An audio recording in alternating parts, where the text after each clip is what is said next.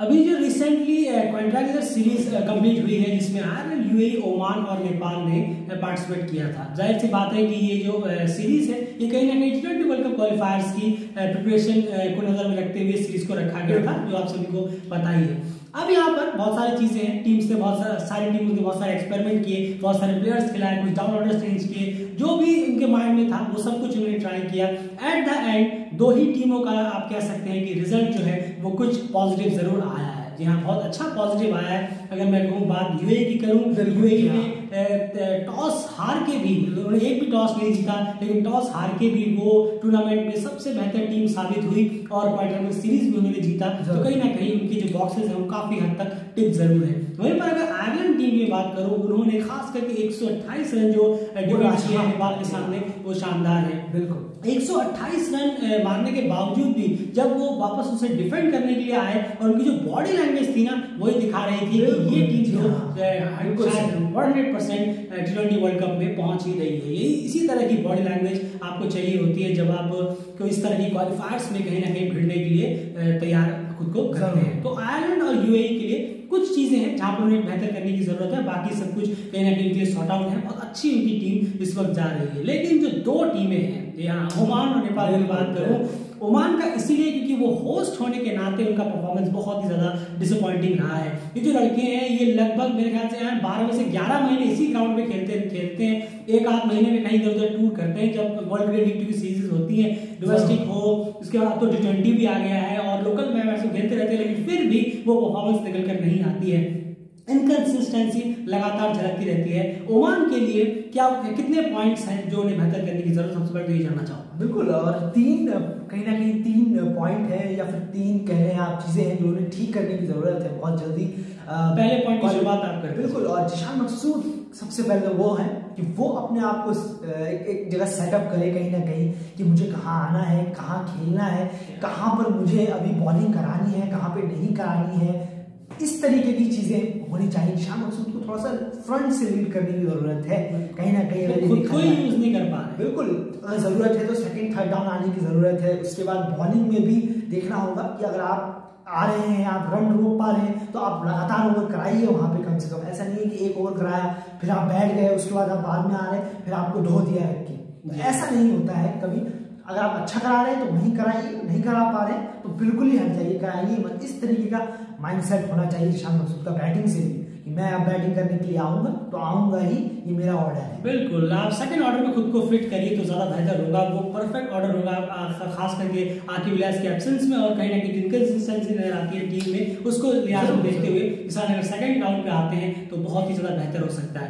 Second point की अगर मैं बात करूं तो वो क्या है? बिल्कुल, और सेकंड पॉइंट यहाँ पर स्पिनर्स का जो एक इम्प्रूवमेंट होना चाहिए कहीं ना कहीं। ये बहुत ज्यादा लैक ऑफ क्वालिटी दिखी है स्पिनर्स में। अगर बात करें ओमान की, जी हाँ, जिशान मकसूद भी उतने नहीं हुए, खबर अली भी बॉलिंग कराई उन्होंने भी, पर स्पिनर्स ऐसा कोई नहीं है जो जिससे थोड़ा बहुत कोई दूसरी टीम डरे, दूसरी टीम सोचे यार इस पर तो नहीं मारूंगा चाहे कुछ भी हो जाए। जी हाँ, ये सबसे इंपॉर्टेंट चीज है। अब आप कह सकते हैं कि लास्ट मैच में आमिर कलीम जो है उन्होंने बहुत अच्छी बॉलिंग कराई, 5 विकेट लिए। सिर्फ एक मैच उन्होंने यहाँ पर एक मैच उन्होंने खेला और वहां पर उन्होंने 5 विकेट निकाले। सिर्फ एक मैच से आप ये कह देंगे कि नहीं एक स्पिनर बेहतरीन मिल गया टीम को और बहुत अच्छा परफॉर्म करेगा, तो ऐसा तो बिल्कुल नहीं हो सकता। ऐसे 5 विकेट लेने वाले तो हर टीम में स्क्वाड के बाहर बैठे हुए हैं, कोई ना कोई बहुत है। हर टीम में 8 टीमों में एक ना एक ऐसे प्लेयर है जो बहुत अच्छा फाइबर या स्क्वाड ले चुके हैं या शतक मार चुके हैं, लेकिन बैठे बाहर है। वो ऐसी कोई बात नहीं है।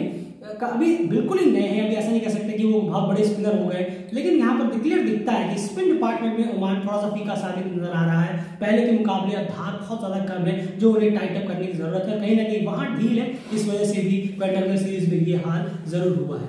थर्ड बट बहुत इंपॉर्टेंट पॉइंट है, आइए जानते हैं आखिर वो क्या चीज है जो कहीं ना कहीं ओमान को बेहतर करने की जरूरत होगी। क्वालिफायर शुरू ही होने वाले हैं फ्राइडे से। बिल्कुल, और ये वाला पॉइंट कहीं ना कहीं टीम की पूरे बॉडी लैंग्वेज में दिखना चाहिए। ये है एग्रेसिवनेस। जी हाँ, ये कहीं ना कहीं बहुत ज्यादा मैटर करता है। अगर आप किसी टूर्नामेंट में आपका बॉडी लैंग्वेज क्या है, क्या दिख रहा है दूसरी टीम को, दूसरी टीम उसी पे अटैक करती है। तो ओमान का जो बॉडी लैंग्वेज है कहीं ना कहीं या फिर खेलने का जो वे है वो इतना ज्यादा एग्रेसिव नहीं है। एग्रेसिव का मतलब ये नहीं कि लड़ाई करो जाके, ऐसा कुछ नहीं है। उसका मतलब है कि थोड़ा सा आप तेज खेले, बूस्ट अप रहना चाहिए। बिल्कुल, हमेशा फील्ड पे रहना चाहिए। अगर आप बॉलिंग में हैं तो हमेशा प्लान प्लान और प्लॉटिंग करती रहनी चाहिए कि हमें कहाँ क्या डालनी है। ये नहीं है कि T20 है तो विकेट खुद ब खुद आ जाएंगे, वो जब देंगे तब मिलेगा विकेट, ऐसे नहीं। और रन है तो आप बॉलर के साथ खेलिए, बॉलर आपके साथ ना खेले, इस तरीके का माइंडसेट भी होना चाहिए कहीं ना कहीं ओमान के बैट्समैन का भी। इसे एग्रेसिवनेस में कहा जा सकता है। जी हाँ बिल्कुल, जो कहीं ना कहीं पूरी तरह से गायब था इस क्वार्टर सीरीज में, नजर ही नहीं आया, ऐसा लगता शेल में है कहीं ओमान की टीम, और यही सबसे बड़ा भारी पड़ा है उनको, खास करके यूएई और नेपाल के सामने अगर मैं बात करूं तो ये देखने वाली बात है बहुत ज्यादा कि बहुत ज्यादा शेल में वो चली गई थी कहीं ना कहीं टीम। थोड़ा बहुत यूएई के खिलाफ झलक दिखी भी थी, खास करके उनकी बैटिंग अप्रोच में बहुत एग्रेसिव वो खेले थे और उसका नतीजा भी आप देख सकते हैं। उससे पहले 2 मैचेस में बहुत ही ज्यादा डाउन था। खैर ये अगर 2-3 चीजें वो बेहतर कर लेते हैं तो डेफिनेटली ओमान यहाँ पर दोबारा से तीसरी बार कहीं ना कहीं वर्ल्ड कप में खेलता हुआ नजर आ सकता है। अगर जाहिर सी बात है सेमीफाइनल में उन्हें आयरलैंड और किसी एक को हराना होगा, क्योंकि बहुत ही अच्छा ऑलरेडी कर रही है अभी फिलहाल की रिसेंट फॉर्म की अगर मैं बात करूं। अब यहाँ पर बढ़ते हैं चौथी टीम की तरफ। जी हाँ, नेपाल टीम की मैं बात करना चाहूंगा, वो भी क्वार्टर सीरीज में थे, वहां पर कई सारी चीजें निकल कर आई है। जी हाँ, बहुत सारी चीजें निकल कर आई है जो बेहतर करने की जरूरत है। शुरुआत सबसे पहले करते हैं एंड सबसे इंपॉर्टेंट जो 4 पॉइंट्स हैं, शायद 4 पॉइंट्स हैं बेहतर करने की जरूरत होगी। पहले पॉइंट की बात कर लेते हैं, पहला पॉइंट जानते हैं आखिर है क्या। बिल्कुल, और पहले पॉइंट की बात करें तो यहाँ पर सबसे पहला है एग्रेसिव अप्रोच नेपाल के लिए। जी हाँ, ये बहुत ज्यादा कहना होगा कि जो पिछली सीरीजों में दिखा, इस सीरीज में वो बिल्कुल गायब है। यहाँ पर वही पुरानी वाली टिपिकल बैटिंग लाइनअप दिखती है नेपाल की, जो डरी सहमी सी नजर आती है कहीं ना कहीं, कि कितना बड़ा टारगेट हो तो भी डरना है, छोटा टारगेट हो तो भी डर के खेलना है, ये थोड़ा समस्या पर है। बिल्कुल एग्रेशन मोड बिल्कुल भी नहीं था इस क्वार्टर सीरीज में, बिल्कुल गायब था, डिफेंसिव मोड था, बॉडी लैंग्वेज एकदम खराब थी, बिल्कुल क्लियर नजर आ रहा था कि ये टीम वर्ल्ड कप क्वालिफायर खेलने के लिए नहीं बल्कि एक नॉर्मल सी सीरीज खेलने के लिए आई है, वो भी किसी पता नहीं कितनी बड़ी टीम के खिलाफ। बॉडी लैंग्वेज बहुत ज्यादा मैटर करता है। अगर आप जैसे कि अब ये हमने पहले कहा था 2014 नहीं 2022 है, यहाँ पर क्रिकेट बहुत ज्यादा तब्दील हो गई है। सिर्फ बैट और बॉल के साथ साथ यहाँ पर aggressiveness, body language, approach, batting order, बहुत सारी चीजें यहाँ पर मैटर करने लग जाती है, खासकर T20 क्रिकेट में भी बात कर रहा हूँ। लेकिन वो क्लियरली गायब थी नेपाल टीम की तरफ से। एग्रेशन आपको अपनी बैटिंग में लाना होगा, अपनी बॉलिंग में लाना होगा, आपको बैट्समैन के जब एज अ बॉलर आपको बैट्समैन के माइंड के साथ खेलना है, जहां पर उन्हें ऑकवर्ड फील हो रहा है वहीं पर लगातार बॉल करानी है, ये नदारत रहता है। 1-2 बॉल आप कराते हैं उसके बाद ठंडे पड़ जाता है। यही पे लूँ कमल जो शुरुआत के जो ओवर्स थे आयरलैंड के, जब कमल एरी और बॉलिंग करा रहे थे शुरू में, एक और उनके साथ पार्टनर थे, शुरू में उन्होंने 1-2 ओवर बॉलें रखी, लगातार वहीं पे बॉलें रखी, उसके बाद जब देख रहे थे वहां डिफिकल्टी हो रही है, वो बॉलें उड़ा दी उन्होंने, गायब कर दी, बॉलर भी चेंज हो गए, तो ये सही नहीं है। आप देख रहे हैं कि बैट्समैन यहाँ ऑकवर्ड हो रहे हैं तो वहीं पर आपको डिलीवरीज डालनी होगी और एग्रेशन क्रिएट करना होगा, आई कांटेक्ट रखना होगा प्लेयर्स के साथ। ये सब चीजें कहीं ना कहीं एक स्पाइस अप करती है पूरी टीम को भी और आपकी परफॉर्मेंस को भी, जो कि गायब रहता है। बैटिंग ऑर्डर में भी यही मेरा कहना होगा, बैटिंग में भी हाल कुछ ऐसा ही है, एग्रेशन को बढ़ाना होगा।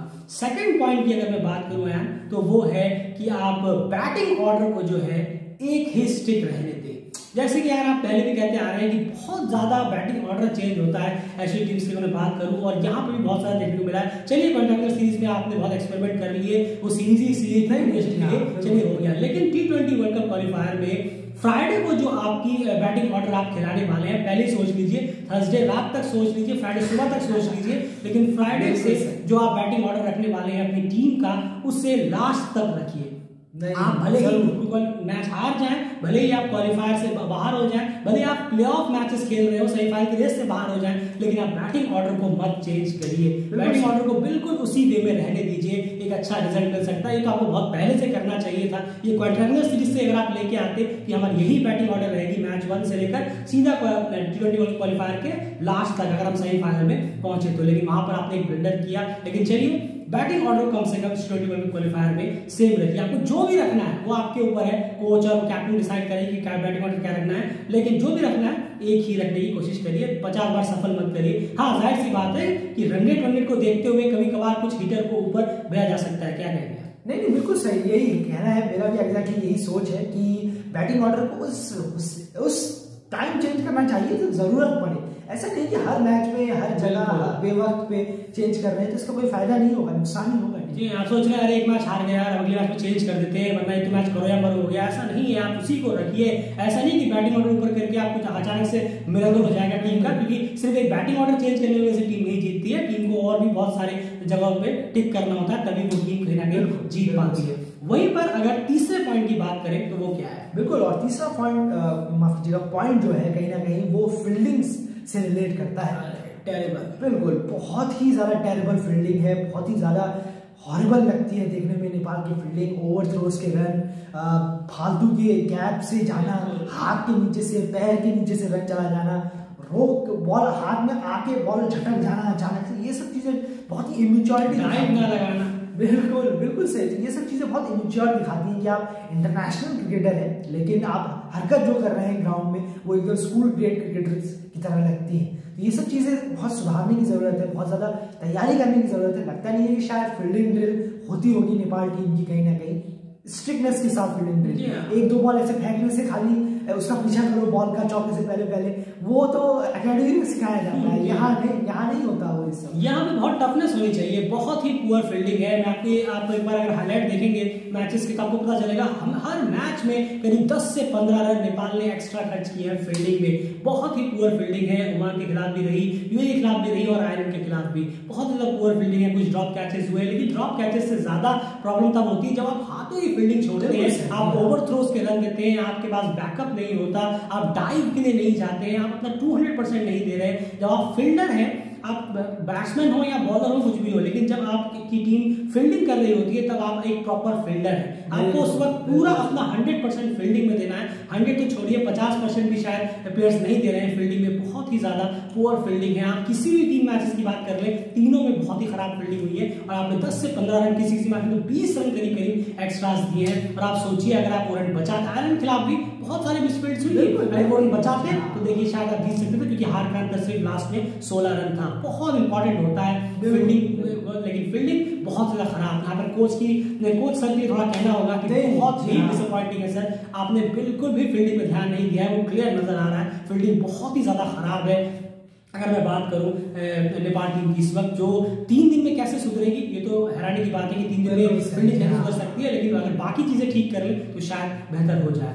चौथा पॉइंट है, बिल्कुल, और चौथा पॉइंट है रिक्वायर्ड रन रेट का। जिस तरीके से खेल बहुत इंपॉर्टेंट, बहुत ज्यादा जो दिखता है कि किस हिसाब से हमें कब खेलना है, ये प्लेयर्स को नहीं मालूम। अभी आप देखिए 128 रन का टारगेट था अभी नेपाल को, वहां पर ऐसे करके खेल रहे हैं जैसे 228 रन का टारगेट लिखा हुआ है। फालतू के शॉट, फालतू का मारना, जबरदस्ती का ज्ञानेंद्र मल्ला का रिवर्स स्वीप मारना। आप पहले स्ट्रेट राउंड द ग्राउंड खेल लीजिए, उतना बहुत है। रिवर्स स्वीप बड़ों के लिए रहने दीजिए, रिवर्स स्वीप मार रहे हो भी आप, इतने अच्छे प्लेयर हैं जो इतना अच्छा खेलते हैं, आप रिवर्स स्वीप मारने जा रहे हैं, जरूरत भी नहीं थी। तो ये समझ से परे है। इस चीज को तो नेपाल को जल्द से जल्द ठीक करना है। बेवजह बेफालतू का रन रेट कभी बढ़ाना है तो कभी कम कर देना है, कभी फालतू का हिट जब नहीं चाहिए तब हिट मारना है, मतलब चाहिए तब सिंगल। कुशल मल्ला जब खेल रहे थे तब हिट चाहिए था, उनसे लगा नहीं। ज्ञानेंद्र मल्ला जब खेल रहे थे तब हिट नहीं चाहिए था, वो मारने पे चले। बिल्कुल, यही सबसे बड़ी बात है कि यहाँ पे भी कहीं ना कहीं ब्लंडर है। मेंटलिटी जो है ना वो प्लेयर्स की, वो कहीं ना कहीं तैयार ही नहीं है रिक्वायर्ड रन रेट को देखने के लिए। आपको देखना होगा कि रिक्वायर्ड रन रेट क्या है, आप उसी के हिसाब से आपको बैटिंग ऑर्डर भी रखना है, उसी हिसाब से आपको अप्रोच भी रखनी है। ज्ञानेंद्र मल्ला का बेवजह शॉट था जिसमें वो उन्होंने अपना गवा दिया विकेट। उसके बाद में बात करूं लोकेश बाम को, आपने 128 रन के चेज में आपने लोकेश बाम को आइडिया था, ये समझ नहीं आ रहा ये किस तरह का अप्रोच है। ये अप्रोच के साथ आप खेलना चाह रहे हैं। इस तरह के बैट्समैन को आमूमन इतना ऊपर तब भेजा था जब कुछ बड़ा लक्ष्य ना हो सामने, बहुत ज्यादा गैप हो, रिक्वायरमेंट बहुत बढ़ गया हो, तब आपको 128 में क्या रिक्वायरमेंट बढ़ेगा कि आप लोकेश बाम को इतना ऊपर लेके आ रहे हैं। और देखिए उन्होंने एक शॉट मारा, उसके बाद वो आउट होके चले गए। वहां पे दीपेंद्र सिंह को सिखाना पड़ रहा है कि आपको इस शॉट को ऐसे नहीं लेना, आपको इस बॉल बैट को स्ट्रेट लेना है। अब दीपेंद्र सिंह एरी वहां पर खुद रन मारे या फिर उन लोगों को सिखाने का काम तो कोच का है। सीनियर्स बिल्कुल सिखा सकते हैं, नहीं सिखा सकते, लेकिन वो मैच के बीच में थोड़ा सिखाने बैठेंगे अब, तो फिर आपने प्लेयर को लिया क्यों अगर उनको अभी भी सिखाना पड़ रहा है। एक चीज याद रखिएगा, सबसे इंपॉर्टेंट चीज है, अगर आप ये कहते हैं ना कि यंग प्लेयर्स को नरिश करना है, चमकाना है, ये करना है, वो करना है, तो इतने बड़े इवेंट पे आकर अगर आप ये दुहाई देके उन्हें टीम में ले रहे हैं कि हमें यंग प्लेयर्स को नरिश करना चाहिए, चेरिश करना चाहिए, तो ये मेरे ख्याल से बिल्कुल भी, मैं तो कम से कम इससे बिल्कुल भी सहमत नहीं होगा।